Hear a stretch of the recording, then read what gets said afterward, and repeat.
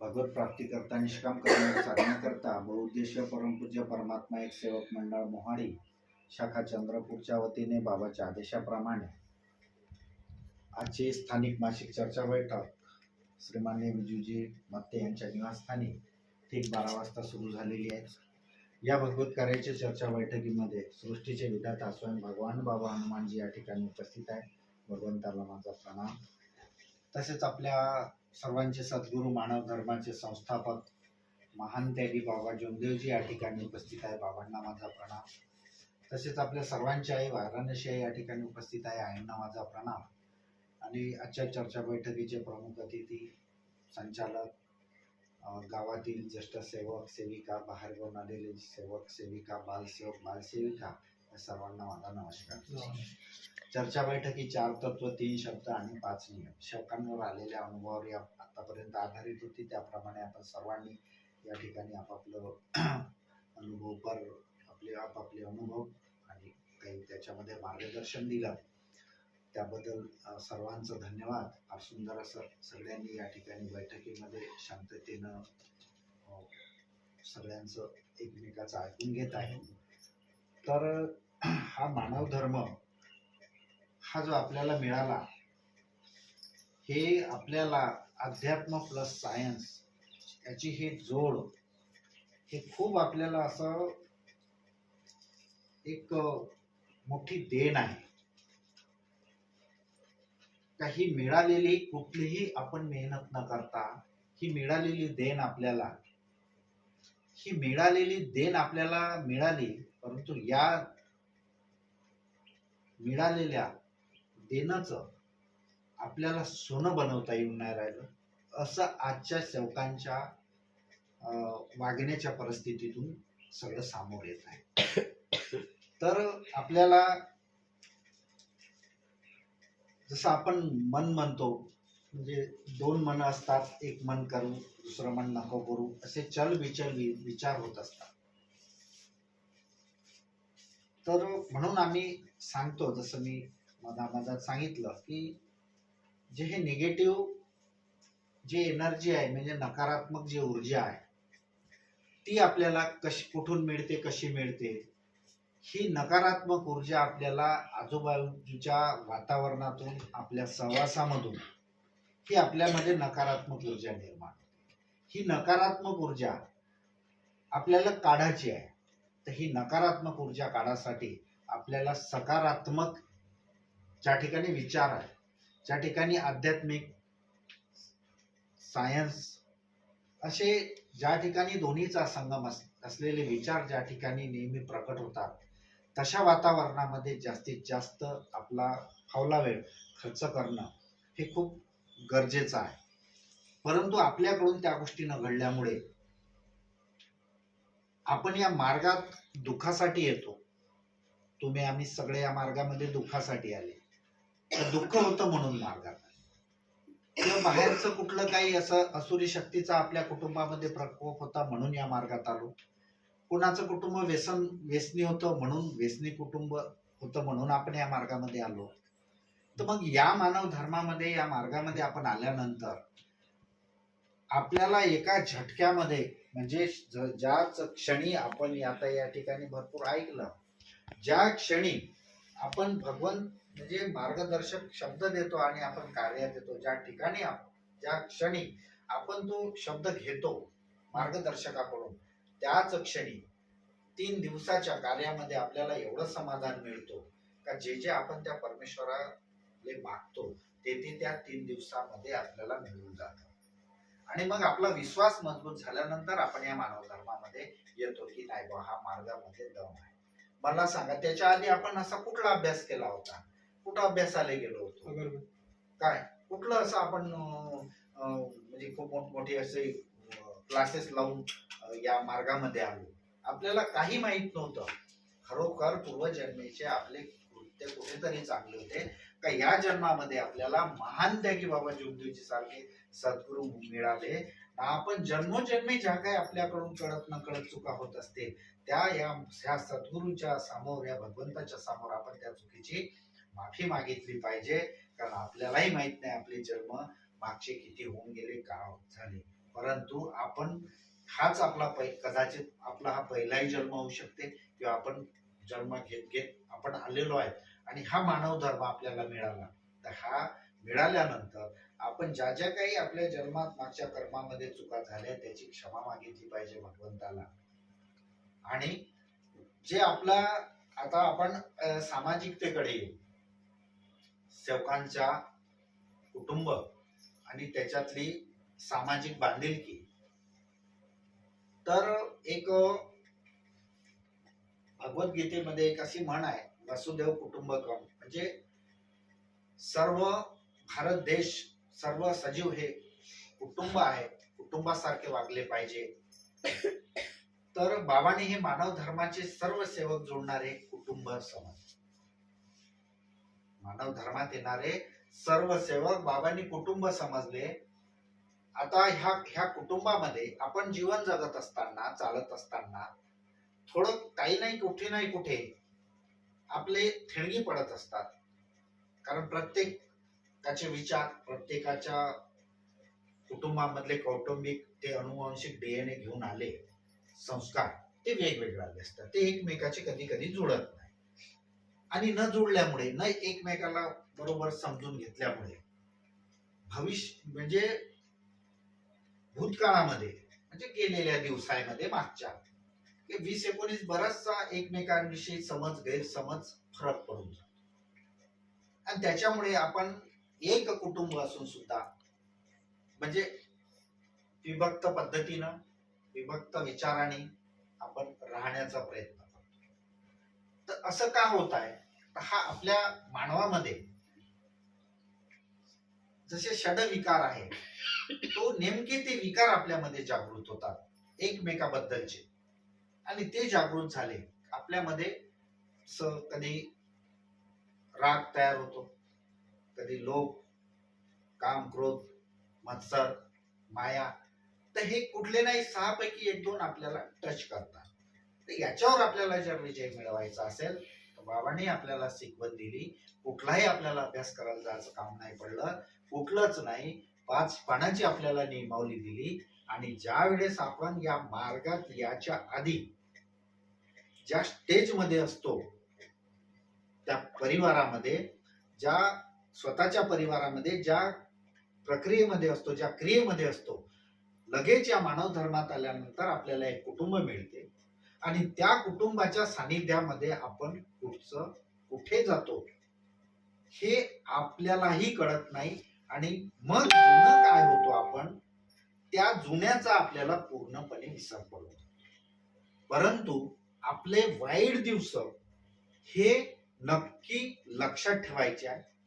आणि चांगल्या दिवसामध्ये आपण या कुटुंबाशी जुळल्यानंतर, परमात्मा एक कुटुंबाशी जुळल्यानंतर, आपण या कुटुंबामध्ये आपल्यामध्ये असलेले जे मी आता विकार सांगितले, त्याच्यामुळे भेद, मतभेद असल्या ह्या निगेटिव्ह, नकारात्मक गोष्टी म्हणा किंवा नकारात्मक ऊर्जा आहे, ही आपण विसरून वर्तमान काळामध्ये आपल्याला सगळ्यांना कसं चांगलं चालता येईल, कसं आचरणात चांगल्या गोष्टी आणता येईल, वर्तमान काळामध्ये आपल्याला आपल्या कुटुंबात असताना भूतकाळात झालेल्या चुका कशा दुरुस्त करून वर्तमान काळ आपल्याला कसा चांगला करता येईल, याच्या नेहमी आपलं प्रत्येक या मानव धर्माचा सेवक असला पाहिजे.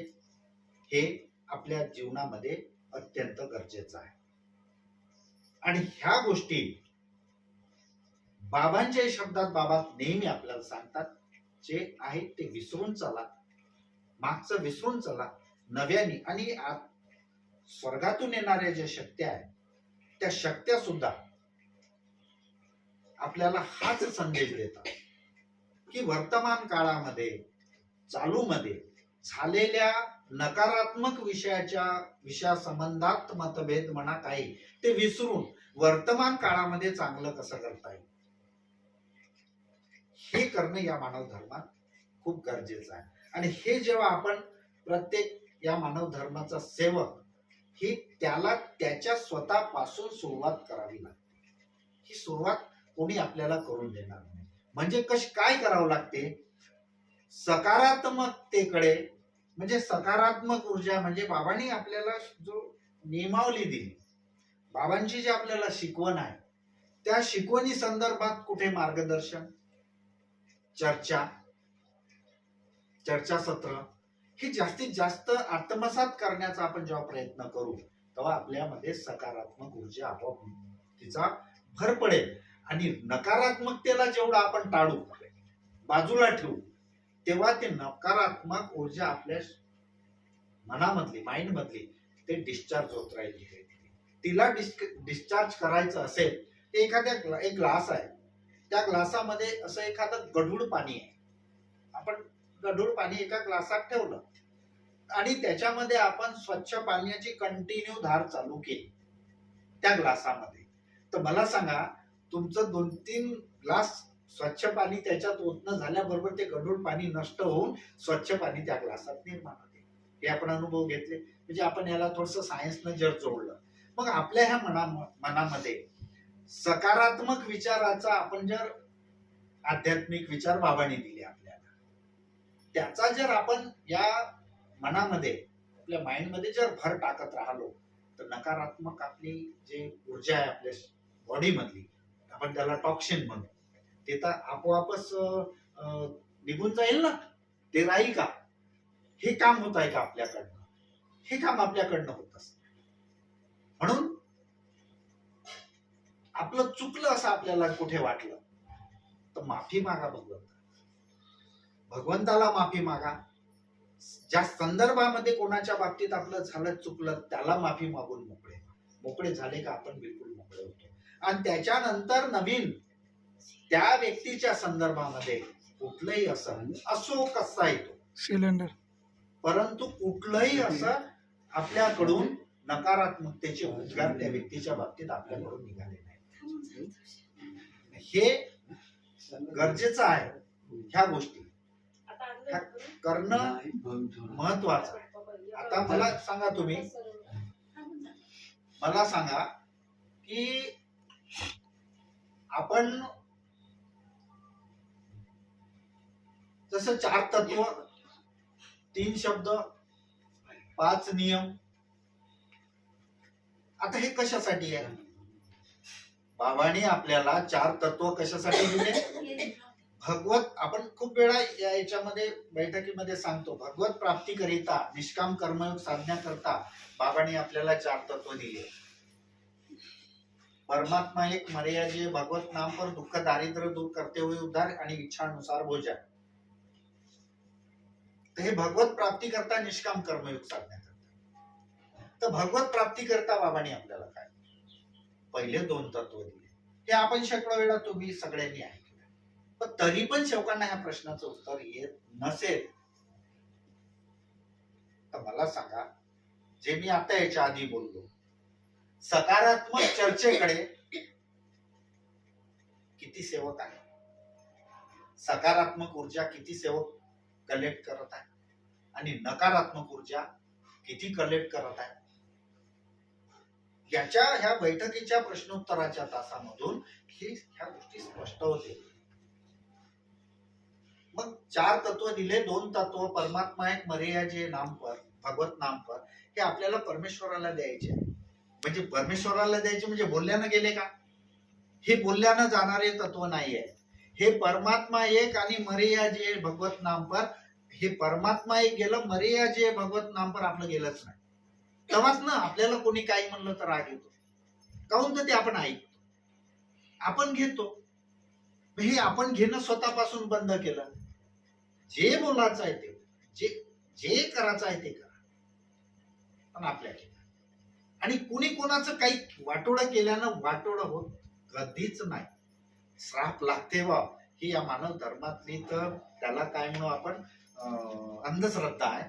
ते तर बाबांनी पहिलंच आपली काढून टाकली आपल्याला. जसं मी मगा बोललो की मेडिकल सायन्सच्या पुढचं आज मोठमोठे सायंटिस्ट त्याच्यावर स्टडी करून, अभ्यास करून, बिना औषधोपचारानं ठीक करून राहिले पेशंट. गुगलवर वगैरे सर्च मारून बघा, सापडते. आपलं दिमागच त्या गुगल पर्यंत जात नाही. आम्ही मोबाईल मध्ये काय पाहतो, टीव्ही मध्ये काय पाहतो, काय शिकतो आपण. एखादी सिरियल पाहतो आपण, काय शिकतो त्या सिरियल. कधी मोबाईल घेतला, पतीला मागला, द्या मोबाईल, बाबांचं मार्गदर्शन आहे या तिथलं लावून द्या मोबाईल, ताईचं मार्गदर्शन ऐकू द्या, ताईचं नेहमी स्वर्गात अपडाऊन सुरू राहते, ताई काही नवीन सांगते. करतो का आम्ही सेविका? अजिबात करतो काय आपण. त्याच्यामुळे होतं काय, नकारात्मक जे एनर्जी आहे वातावरणातली ते जास्त एक्सेप्ट करतो, आणि सकारात्मक जे एनर्जी आहे ते घ्यायला पाहिजे जास्त, ते कमी करतो. आणि त्याच्यामुळे ह्या मानव धर्माचा जो सेवक आहे हा अजूनही अज्ञानी आहे. हे आज जे सायंटिस्ट याच्यावर काम करून राहिले, ज्या बिना औषधोपचारानं त्याचं माइंड म्हणजे माइंड वॉश करून प्रकृती पूर्ण ठीक करतो, तर हे आता करून राहिले. हे बाबांनी आज 70 म्हणजे 48 पासून तर आता हे 25 ते 48 म्हणजे 52 आणि हे 24 एवढ्या वर्षापासून बाबांनी, याच्या आधीपासून म्हणजे 48 पासून आपल्याला हे दिलं. आपल्याला माहीतच नाही काय दिलं बाबांनी, हे आपल्याला माहीतच नाही. म्हणून मार्गात आल्यानंतर, मी मूळ मुद्द्यावर येतो, मार्गात आल्यानंतर जेव्हा पहिल्या वेळेस आपण जे आपले विचार असते एकदम सगळं आपण बाप भाऊ सगळ्यांना बाजूला ठेवून कुठलाही विचार करत नाही, फक्त माझ्या कुटुंबाला सुख समाधान, मला परमेश्वराची ओळख, ही जी आपण भावना ठेवून त्या पद्धतीनं वागतो, तीच पद्धत आपल्या जीवनामध्ये शेवटपर्यंत पाहिजे, एंडिंगपर्यंत. परंतु ती राहते का? नाही राहत. ती ठेवणं गरजेचं आहे, ती ठेवणं गरजेचं आहे. सहानुभूती. तुम्ही परमेश्वराचं कार्य करा, मानवाचं कार्य करायची काही आपल्याला गरज नाही. मानवाची स्तुती करत बसायची आपल्याला काहीच गरज नाही. स्तुती करायची आहे भगवंताची, बाबांची स्तुती करा, आईची स्तुती करा. आईने जर आपल्याला ऍडिशनल आईच्या मार्गदर्शनातून ज्या गोष्टी माहिती झाल्या की 15 नोव्हेंबर आपण जनरल हवन कार्य साजरं का करतो, ते बरचसा काही गोष्टी सांगण्याचं कुठे कुठे बंधन असतात. ते वरच्या आपले जे मंडळाचे आहे, काही शाखेचे पदाधिकारी, काही मार्गदर्शक, त्यांना बंधन असते, ते हे नाही करत, म्हणजे आपल्याला शॉर्टकट सांगण्याचं काम करतात. परंतु सत्य हे त्रिवार सत्य आहे, ते एक दिवस सांगू. म्हणून तुम्ही सांभाळून घ्या, ते परमेश्वर सांभाळ. आपल्याला काही त्या विषयावर बोलायची गरज पडत नाही. शांत. पण आपल्याला असं वाटतं का समोरचे लोक नमले पाहिजे.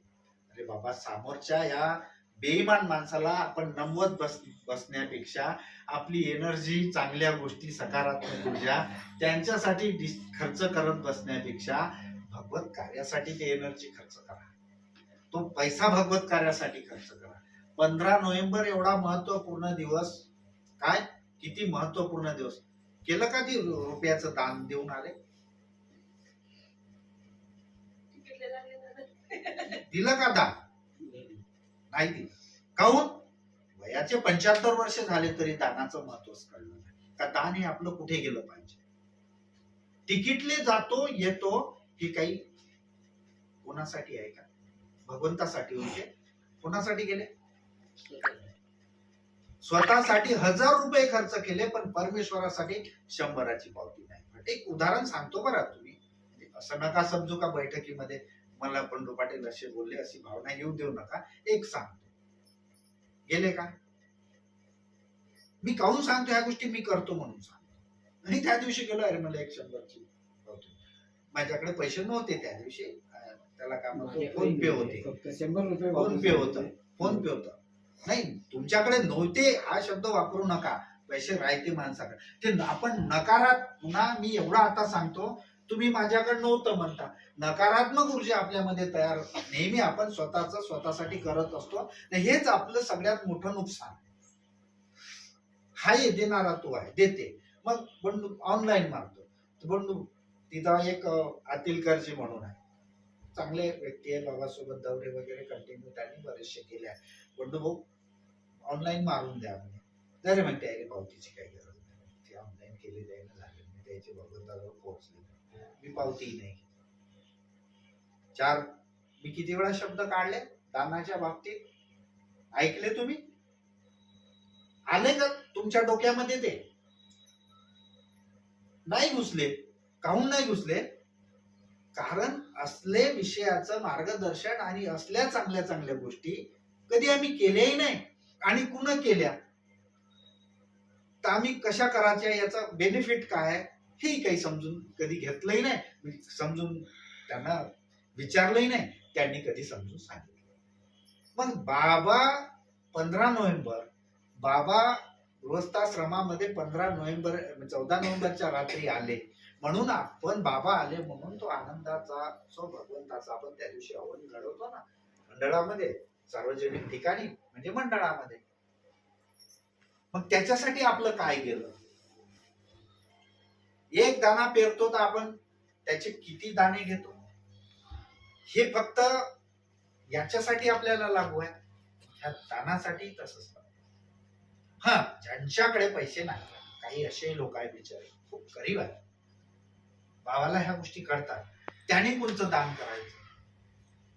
त्याला तिथे काही श्रमदान करण्याची सुद्धा संधी असते, ते सुद्धा ज्याला दानाचं महत्व कळलं ते सुद्धा करतात.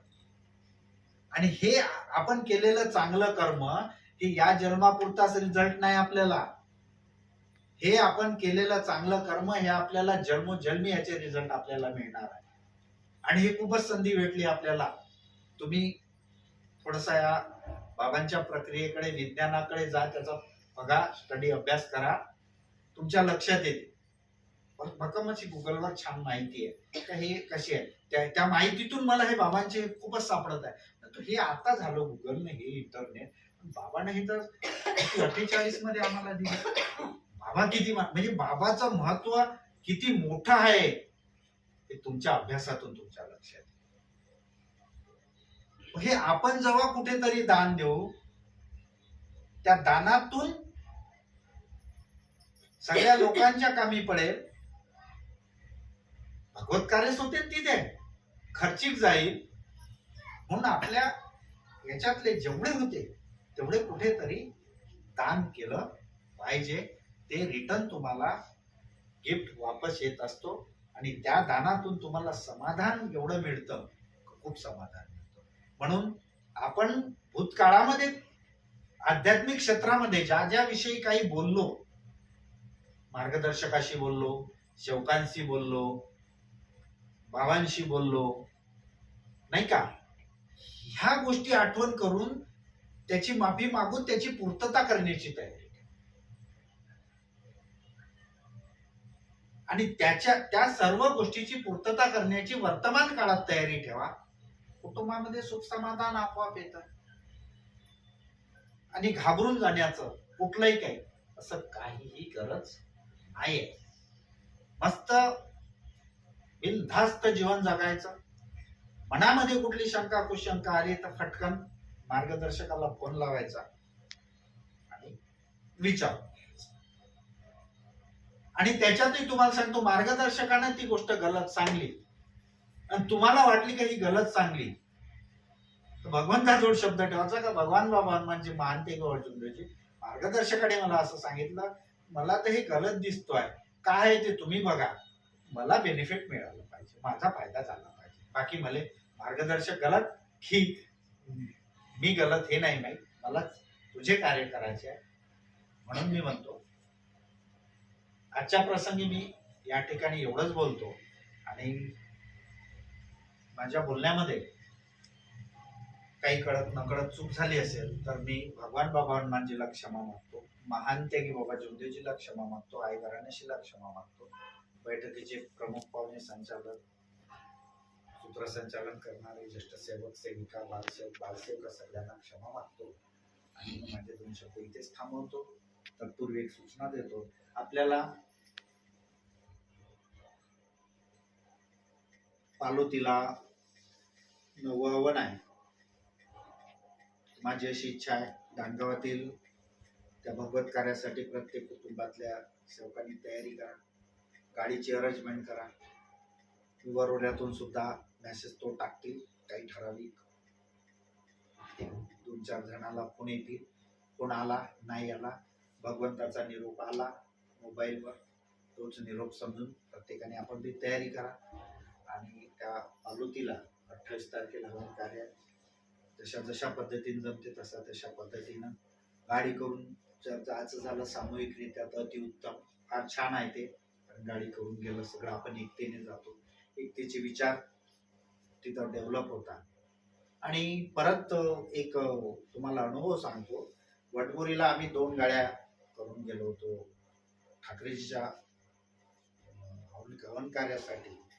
तर गाडीमध्ये जास्त आपण थट्टा मस्करी